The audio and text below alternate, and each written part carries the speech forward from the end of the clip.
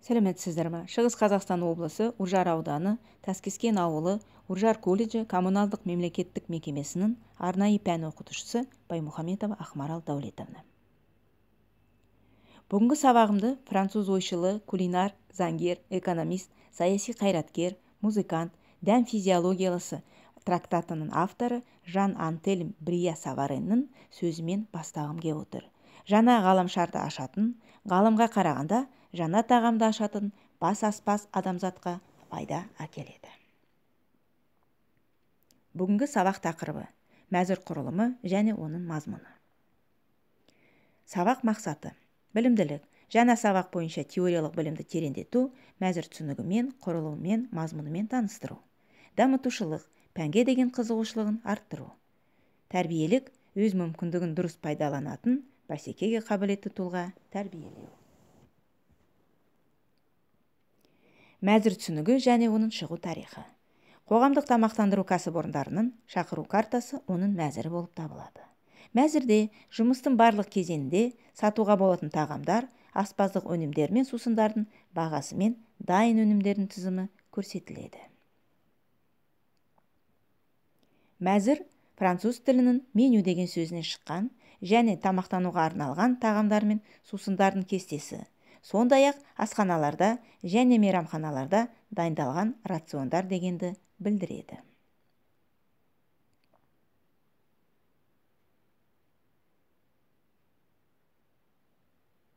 Мәзір қоғамдық тамақтану кәсіпорындарының ассортименттік минимум мен жұмыс бағдарламаларын ескере отырып жасалады. Әрбір қоғамдық тамақтану кәсіпорын жылдық маусымына сәйкес және қоймадағы шикізаттардың болуына байланысты ассортиментін мөлшерін анықтайды. Келесі кезекте мәзір түрлерімен танысамыз. Табілдет мәзірі француз тілінен аударғанда үй иесінің үстелі. Түрлі түрдегі кәсіпорындарда қолданылатын тағамдардың еркін таңдаудағы мәзір. Бұл мәзірдегі тағамдар топтауы бойынша көрсетіледі, ал келушілер оларды өз қалауы бойынша таңдайды. Аля карт мәзірі француз тілінен аударғанда таңдау бойынша. Бұл тағамдар мен жеңіл тағамдарды еркін таңдауы бар мәзірдің түрі. Мәзірдің бұл түрі люкс және жоғары сыныптардағы мейрамханалар мен кафелерде қолданылады. Барлық фирмалық тағамдар келушілердің тапсырысы бойынша дайындалады және 15-20 минуттан кейін қызмет етіледі. Келесі түрі дюжур мәзірі. Француз тілінен аударғанда түскі тағамдар. Бірінші сыныптағы мейрамханаларда жылдам қызмет көрсету үшін арнайы түскі тағамдардың мәзірі ұсынылады. Сонымен бірге экспресс тамақтану мәзірді құру үшін қолданылады. Түскі ас тағамдар мен экспресс мәзірлері мейрамхананың күндізгі сағатында ғана қолданылады. Банкет мәзірі басқа мәзір түрлерінен ерекшеленеді, себебі келуші оны дайындауға өзі белсене қатысады. Сондай-ақ банкетке арналған күннің уақытын ескереді. Таңғы ас, түскі ас немесе кешкі ас болуы мүмкін. Күндізгі рацион мәзірі съездің, конференцияның, кездесудің, жиналысқа қатысушылармен түрлі делегациялардың мүшеліне қызмет көрсететін жағдайларда қоғамдық тамақтану кәсіпорындарда жасалады. Келушілердің жас пен ұлт ерекшелігіне байланысты күндізгі рациондық мәзірдің калориясы 2000-нан 5000 килокалорияға дейін өзгереді. Кешенді түскі ас мәзірі бұл аптаның күндерінде ауысып отыратын тамақтанудың физиологиялық стандарттарына сәйкес таңдалған 3 немесе 4 тағам жиынтығы. Бұл мәзірді 12 күнге жасайды. Циклдік мәзір тамақтанудың белгіленген физиологиялық нормаларын ескере отырып, бір типті адамдар тобына арналған белгілі бір уақыт кезеңінде жасалған мәзір. Тамақтанудың күнделікті диетасын жасау кезінде ауруханаларда, санаторийларда, демалыс үйлерінде, балабақшаларда, күндізгі питомниктерде тамақтанушылардың жасы, жұмыс мерзімінің сипаты, тамақтанудың сандық және сапалық пайдалығы ескеріледі. Түскі және жедел түскі ас мәзірі күнделікті басылады. Мәзір түрлі түсті түстермен безендіріледі. Арнайы қызмет көрсетуге арналған мәзір, мерекелер мен тойларға арналған. Мәзірде тағамдар мен жеңіл тағамдар ассортиментін ғана емес, сондай-ақ бөліктерін саны көрсетеді. Балаларға арналған мәзір, балалар мен жас өспірімдердің тамақтануының физиологиялық нормалары негізінде жасалады. Мектеп асханаларының мәзірінде балық, ет, көкөніс, жұмыртқа, сүзбе және сүт тағамдары, тәтті тағамдар және сусындар бар. Мәзір әртүрлі жастағы топтарға жасалады.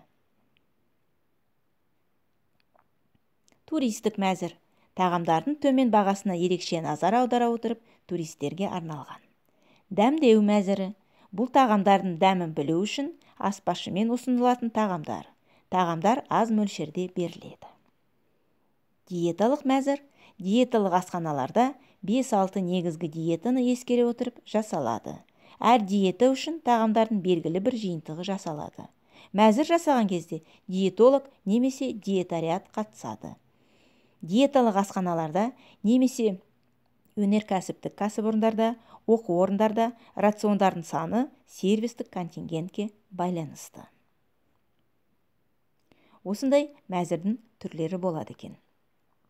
Келесі кезекте мәзір құрылымына қойылатын талаптармен танысамыз. Мәзірдегі жазулары келушілер үшін өте анық болу керек. Ол өзіне ұсынылған нәрсені қандай көлемде, қандай баға бойынша алатыны білу керек. Әр фирмалық тағамның немесе сусынның нақты атау тапсырыс беруге ыңғайлы болу үшін әдемі және қысқа болу керек. Мысалы, макарондар және қаз бауырынан пюре деген сөйлемнің орнына тағамның тарихи атауын жазуға болады. Ас мәзірін құрастырудың негізгі принциптері 18 ғасырда Британ империясының корольдік аспаздарымен тұжырымдалған. Мәзір құру принциптері: үйлесімділік, өзара алмастыру, үнемділік, қауіпсіздік, реті, тағамдардың мәзірде орналасуы. Мәзірді құруға қойылатын талаптар ең алдымен қоғамдық тамақтандыру кәсіпорындарының нақты сипатын көрсететін және жарнаманың тиімді құралы болуға тиіс. Мәзірді мейрамхана, кафе, асхана, бардың ерекшеліктерін бейнелейтін эмблемамен безендіруге болады. Мәзір таза, ашық, оқылатын қаріппен жақсы қағазға басып шығарылуы керек. Адам визуалды ақпаратты бірдей қабылдамайтындығына байланысты, қаріптің дұрыс өлшемі мен түрін, әріптер мен сөздер арасындағы бос орындарды дұрыс таңдау қажет. Мәзірдің мұқабасы әшекейленіп жасалыну керек. Осылайша, ашылған мәзірдің оң жақ жоғарғы бөлігінде әдетте кәсіпорынның жұмыс уақыты туралы ақпарат беріледі. Төменгі сол жақ бөлігінде тұтынушының назарын аудару үшін тағамдар мен сусындар туралы ақпарат болу керек. Мейрамханаларда, кафелерде және барларда мәзірде тағамдардың, жеңіл тағамдар мен басқа да өнімдердің атауы мен бағасы көрсетіледі. Басқа қоғамдық тамақтандыру кәсіпорындарда тағамдардың бағалары мен атауларымен қоса шығу нормалары көрсетіледі. Шетелдік туристерге қызмет көрсететін қоғамдық тамақтандыру кәсіпорындарда мәзір шетел тілдерінде болуы тиіс. Люкс мейрамханалар мәзірінде кем дегенде 15 суық тағамдар, 3 ыстық тағам, 5 сорпа, 32 ыстық тағамдар және 6 тәтті тағамдар болуы керек. Осындай талаптар мәзір құрылымына қойылады. Келесі кезекте мәзірдегі тағамдардың орналасу тәртібі. Мәзірдегі тағамдардың орналасу тәртібі бұл тағамдарды беру кезектілігін ескере отырып, тағамдарды қосу ережелеріне негізделген принцип. Мәзірге келесі тағам топтары кіреді. Салқын тағамдар мен жеңіл тағамдар. Ыстық тағамдар. Көжелер. Екінші ыстық тағамдар. тәтті тағамдар.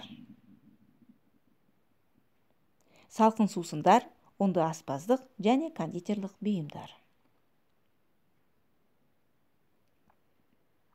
Мәзірдегі тағамдар келесі тәртіпте орналасады. Бірінші кезекте салқын тағамдар мен жеңіл тағамдар. Олар балық гастрономиясы, суық балық тағамдары, салаттар мен винегрет, суық ет тағамдары, құс етінен жасалған суық тағамдар, көкөністерден жасалған суық тағамдар және сүт өнімдері. Екінші кезекте ыстық тағамдар.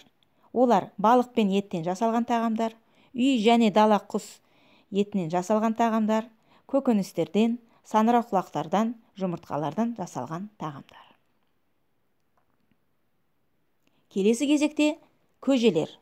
Көжелер мөлдір тәрізді, пюре тәрізді, сүттен жасалған, суық және тәтті. Келесі кезекте екінші тағамдар тұрады. Олар балық, ет, үй және дала құс еттерінен жасалған тағамдар. Котлет массасынан дайындалған тағамдар. Сүт өнімдерден жасалған тағамдар. Макарон, ұн, дәнді дақылдардан, көкөніс, бұршақтардан, жұмыртқалардан және ірімшіктен жасалған тағамдар болуы мүмкін. Келесі кезекте тәтті тағамдар. Олар ыстық тәтті тағамдар және суық тәтті тағамдар. Одан кейін сусындар тұрады. Ыстық сусындар және суық сусындар. Одан кейін кезек кондитерлік бұйымдар, содан кейін нан. Осындай ретімен мәзірде тағамдар орналасады. Енді қорытынды. Қоғамдық тамақтандыру кәсіпорындары үшін өндірістің маңызды сәттердің бірі кәсіпорынның күнделікті өндірістің бағдарламасын ескере отырып мәзір құру болып табылады. Сол мәзірді жасау кезінде құрастырудың негізгі ережелерін ұмытпауымыз керек. Біріншісі, мәзір жасау кезінде келесі позициялар негізгі көрсеткіштер болып табылады. Ол тағам атауы, тағам рецептурасының номері, дайындауға жоспарлаған тағамдардың саны. Екіншісі, мәзірді құрудағы міндетті шарт, апта күндері бойынша әртүрлі тағамдардың ассортименті. Үшіншісі, мәзірді жасау кезінде көзделген тағамдар мен тағамдар атауларының қысқартылуына жол берілмеу. Төртіншісі, мәзірге енгізілген тағамдар үшін міндетті талаптар шикізат түрлері бойынша, аспаздық өңдеу тәсілдері бойынша, негізгі өнімнің гарнирмен және тұздықпен үлесу бойынша өнімдердің әр түрлілігі. Осыны есте сақтап отыруым керекпіз. Осымен бүгінгі сабағымыз аяқталды. Сау, сәлематты болыңыздар. Назарларыңызға рахмет.